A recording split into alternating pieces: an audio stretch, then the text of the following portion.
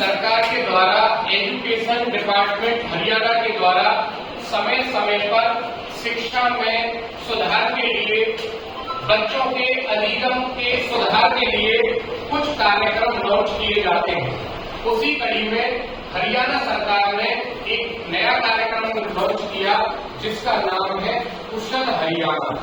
कुशल हरियाणा की जब हम बात करते हैं साथियों, तो वहां पर 4 स्टेजों की बात की गई है, जो हम 2 दिवसीय प्रशिक्षण में उन 4 स्टेजों के बारे में विस्तार से जानकारी प्राप्त करेंगे।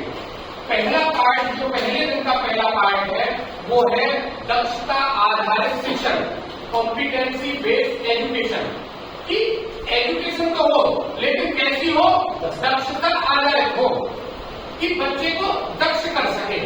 दक्ष का मतलब कि वो बच्चा अपने लेवल के अनुसार उसको आना चाहिए, और आना भी कैसा चाहिए? उसमें वो परफेक्ट होना चाहिए। ठीक है सर। फिर कहते हैं टीएलसी, टीचिंग लर्निंग साइकिल। ये एक नया इसका पार्ट है, टीचिंग लर्निंग साइकिल। इसके बारे में चर्चा करेंगे। इसके बाद कुशल हरियाणा टीएलसी स्टेज 1।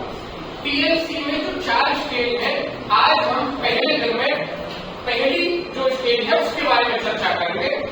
उसके बाद कुशल हरियाणा टीएलसी स्टेज 2, स्टेज 2 पर हम चर्चा करेंगे पहली स्टेज क्या कहती है और दूसरी स्टेज क्या कहती है, और उसके बाद अगली जो 2 स्टेज है उनके बारे में हम कल चर्चा करेंगे। लेकिन उससे पूर्व हम रिमेडियल टीचिंग के बारे में। रिमेडियल टीचिंग क्या है?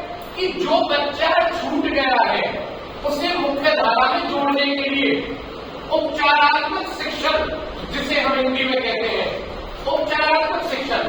कि मेरी कक्षा में 30 बच्चे हैं, जरूरी नहीं है सारे बच्चे ग्रेड लेवल के हिसाब से चले। 13 बच्चे नहीं चल रहे, उनके लिए मेरे पास कुछ अलग से रणनीति है या नहीं है।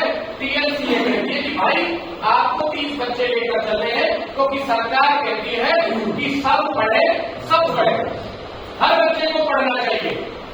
और माननीय एपीजे अब्दुल कलाम साहब कहते हैं कि क्लासरूम की आपकी बेंच पर बैठा हुआ बच्चा भी देश का भविष्य हो सकता है, लेकिन उस भविष्य को कौन तराशेगा?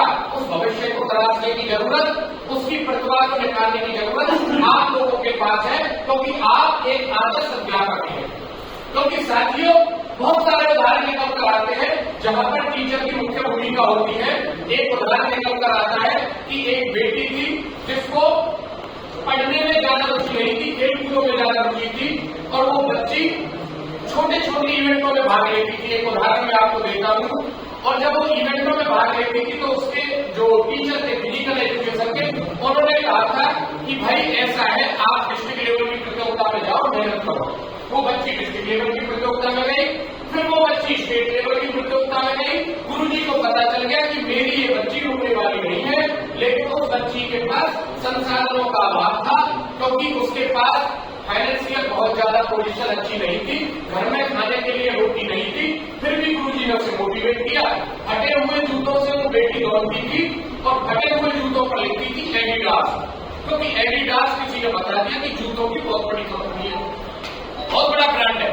अब वो बच्ची एडिडास लिखती थी, लेकिन उसका कॉन्फिडेंस लेवल जो बहुत किसने उसके टीचर ने बिल्ड किया, और वो बच्ची उसने हार नहीं मारी। तो बेटी 1 सप्ताह में 5 मेडल जीत कर आती है अपने देश के लिए, भारत देश के लिए। और माननीय प्रधानमंत्री नरेंद्र मोदी जी अब फोन करते तो पता चलता पेरेंट्स के पास फोन ही लेंगे। और उस बेटी का नाम था हिमादास। हिमादास के पास जब फोन करते हैं कि बधाई हो, आपकी बेटी ने देश का नाम रोशन किया है, पता चलता है एडिडास वालों को, तो वो भी जाते हैं, वो कहते हैं कि आप उस पर साइन कर दीजिए और आप हमारी ब्रांड एम्बेसडर। तो ऐसी बच्ची जो शून्य से लेकर शिखर तक का जिसने सफर तय किया, उसको निकालने का काम आपने से अध्यापकों ने किया।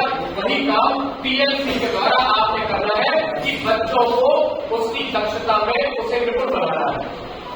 और यही हमारा टीएलसी का जो सिद्धांत है वो कहता है कि जो नई टीचिंग लर्निंग साइकिल है उसमें बच्चे को प्रतिभा के अनुसार, उसकी नीड के अनुसार बच्चे को जो चाहिए वो देना, जो से जरूरत। इसके बारे में किस तरह से हमारे साथ आपके साथ चर्चा करेंगे।